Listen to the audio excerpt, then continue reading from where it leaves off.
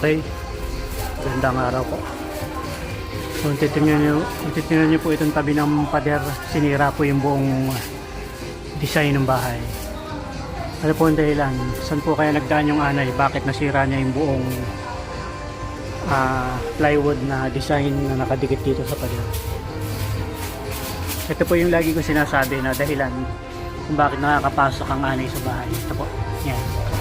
Yung linya po ng kuryente na yan, dyan po dumaan yung anay. Yan, kaya po kitang kita yung kanyang pinagdaanan hanggang sa nakagawa siya ng mga colony dito sa gilid. Yan, nasira niya yung buong cabinet. Tapos dahil itong kuryente pong ito meron siyang kadugtong na linya din ng kuryente, dumaan din siya sa ilalim papunta po doon. Ayun, no? Yan, sa ilalim po ng TV. Yan po yung kadugtong niya na linya ng kuryente, kaya inanay din yung cabinet na design na lalagyan ng TV. Ayan, oh.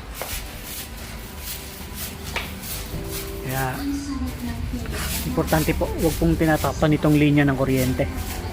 Pag po kasi natakpan yan, hindi nyo nakikita yung lumalabas na anay. Ayan po nangyari, sinira niya yung buong cabinet. At buti na lang po yung Kesame ay hardiplex. Ito, hardiplex siya, oh. Hindi niya na idamay. Kung yan po ay marine plywood din, madadami niya na masira yung buong Kesame. Yan. So yan po yung munting tip namin kung paano ingatan ng inyong bahay sa pesting anay.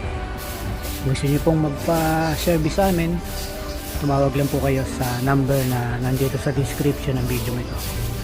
Salamat po.